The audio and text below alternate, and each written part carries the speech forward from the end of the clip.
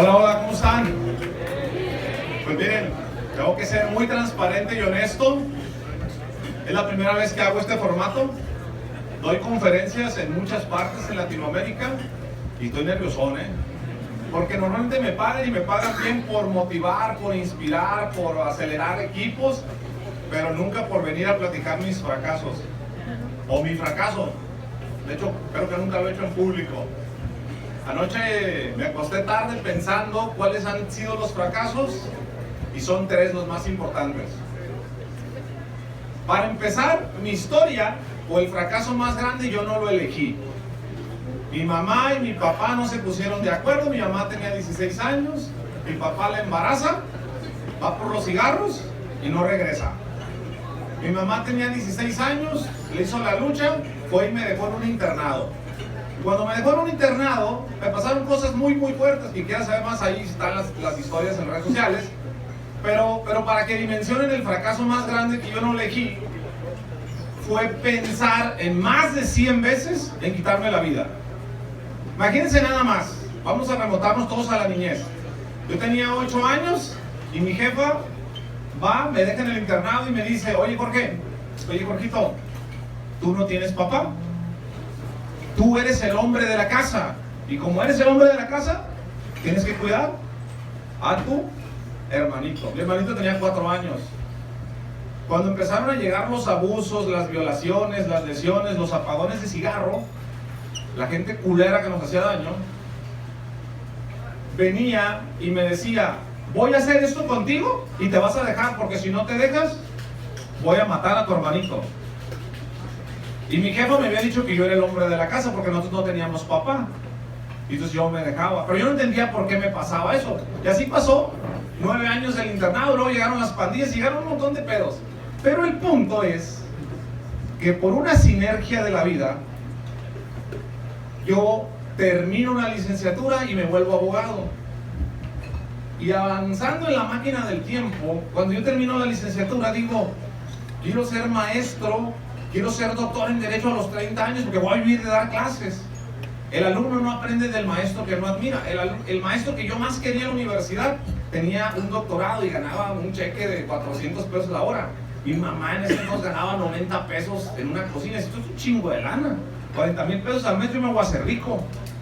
Me voy a Guadalajara de Ensenada a estudiar una maestría con el objetivo de ser doctor en Derecho a mis 30 años y vivir de dar clases.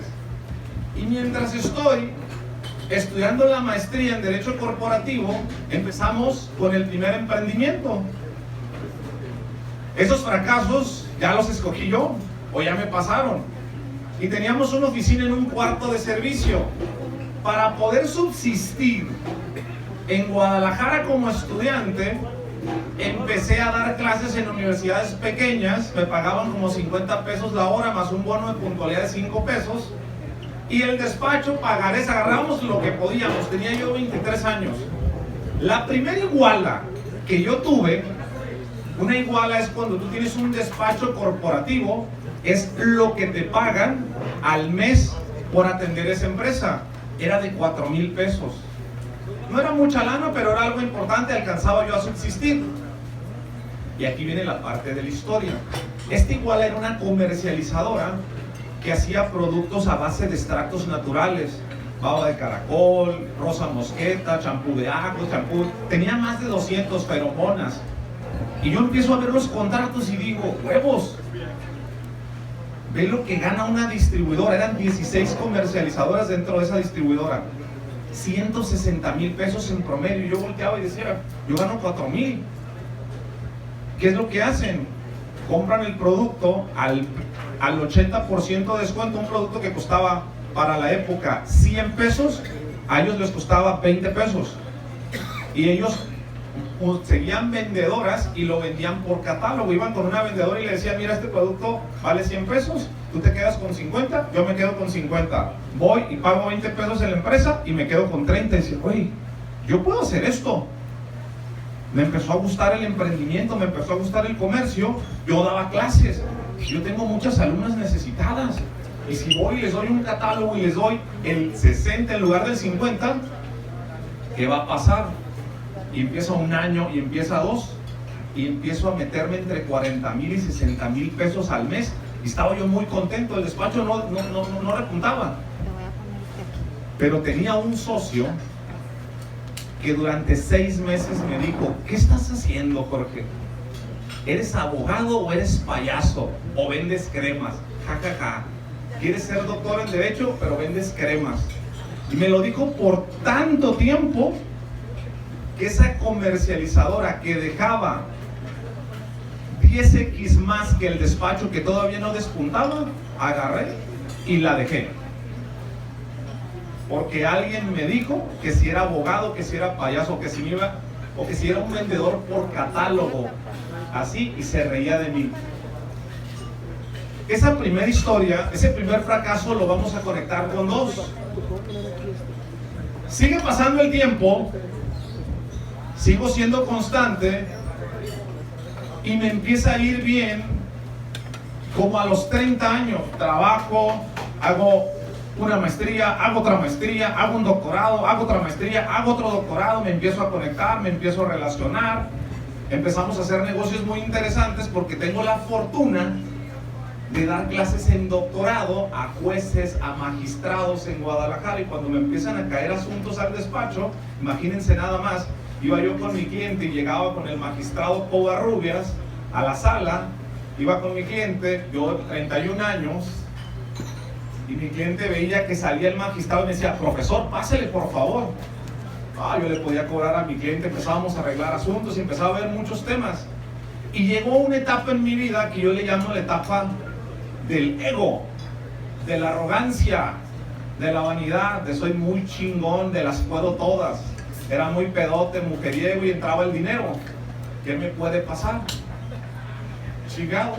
Empiezo a pistear, empiezo a subir de peso, hígado graso, colesterol, hígado graso segundo, triglicéridos. No pasa nada, no pites hasta que choques. Y si chocas, ¿para qué pitas? Decía yo. Tenía 2, 3 morras al mismo tiempo. ¿Cuál era el problema? Me decía: no, es que si te cachan va a haber una bronca porque tengo dinero, estoy joven, ¿qué puede pasar? Pues sí, me corta, estoy enamorado. Yo, ay, me dolió, pero me vuelvo a enamorar y ya. La juventud es un defecto que se quita con el tiempo. Hoy tengo pocas canas y empiezo a entender eso.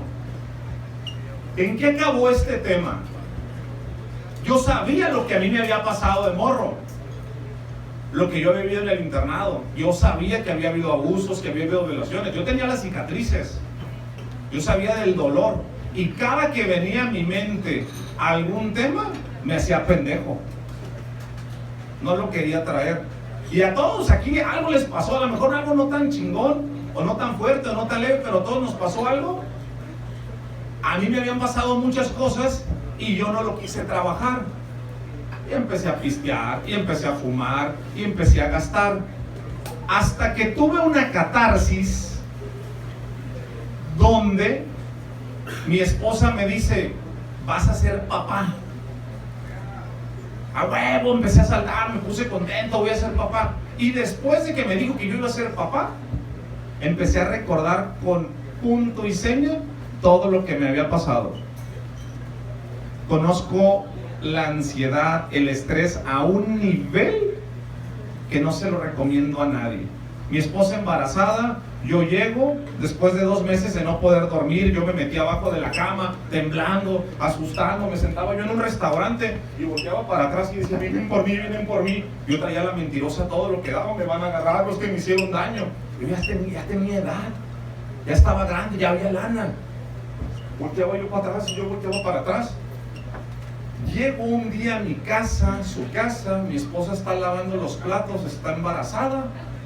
Llego con mi mujer y le digo: amor, temblando, si yo tuviera una pistola, me pegaba un tiro. Mi mujer estaba embarazada y no entendía por qué yo estaba así.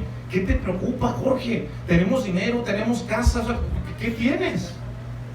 Y yo nunca le había dicho a nadie lo que a mí me había pasado.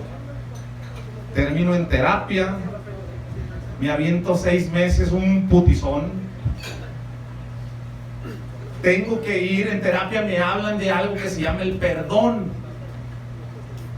¿Alguien que ha ido alguna vez a terapia? A lo mejor no saben de qué estoy hablando. Ah, sí.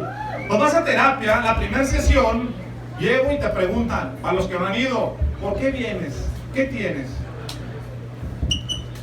Y empiezas a llorar como pendejo una hora, no puedes parar de llorar, se acaba la terapia, siguiente sesión, a la siguiente semana. Yo a la siguiente sesión le dije, a ver, Karina, así no se puede. Yo quiero venir diario, porque al ritmo que vamos, no voy a salir y yo quiero salir rápido. Y me dice, no, es que esto es un proceso, tienes que asimilar y tienes que llorar. Me tiró un pinche rollo mareador. Tercera terapia, cuarta terapia, y en la cuarta terapia, como a la mitad, llorando yo, le digo, ¿cómo le puedo hacer para dejar de sentirme así como me siento? Karina, sentada en su silla, tomando su chingado café o té, no sé qué estaba tomando, me dice muy ceremonial ella, perdónate, no fue tu culpa. Y perdona a la gente que te hizo daño y vas a sanar. ¿Huevos? Me aventé 6 meses. Voy con mi socio y le digo, ¿sabes qué, socio? Me voy a aventar la gira del perdón. Pasó algo y después te voy a decir. Fui, busqué a toda la gente que cuando yo estaba un morro indefenso, me hizo daño. Los busqué y los perdoné. Y viene la tercera historia, y este es uno de los errores más grandes.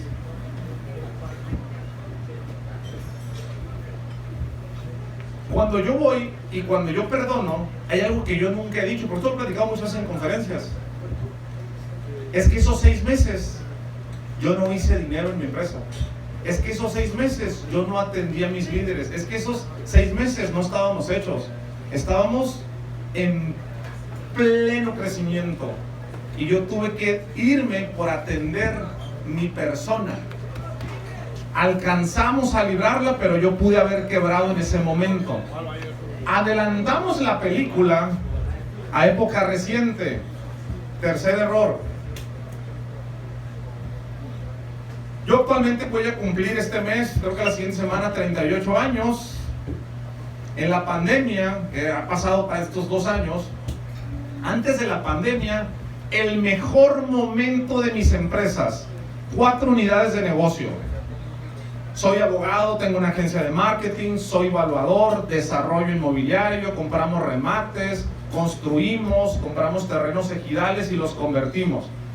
Hace 10 años tuvimos la suerte de que mi compadre se vuelve notario público, para ponerlos a todos en contexto, en Nuevo Vallarta, una de las zonas de mayor desarrollo inmobiliario hoy de México, como Tulum, que quebró en el 2008 por la influenza. Él llega y todo estaba parado. Empezamos a agarrar de clientes a Vidanta, Vallarta Venture, nos volvimos ejidatarios y nosotros no sabíamos del tema inmobiliario. Siempre fuimos lentos, pero nunca pendejos. Nos empezamos a dar cuenta los terrenos que la gente empezaba a comprar. Vidanta decía, compró este terreno ejidal, ¿qué van a construir acá? Bueno, nosotros empezamos a tener flujo en los negocios.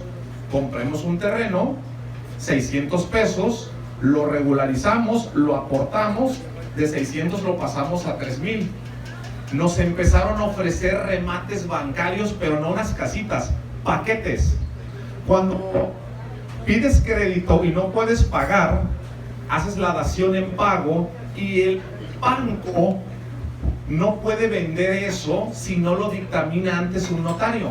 Nosotros empezamos a dictaminar, pero en la dictaminada, por eso esto nunca lo platico en conferencias porque es delicado, pues nos damos cuenta que remates son buenos. Y entonces aparece el compadre, o sea yo, y empezamos a comprar cosas pequeñas y luego cosas grandes con inversionistas. Pues estaba en mi mejor momento. El flujo, si yo ganaba 1 millón, yo vivía con 100,000, por ponerles un número. Poca madre. Y por lo que yo viví, siempre en mi vida fui culo. Traducción, miedoso. Siempre guardando, siempre con creencias. Me estaba yendo tan bien que dije, ¿qué puede pasar? Tengo flujo y tengo dinero guardado.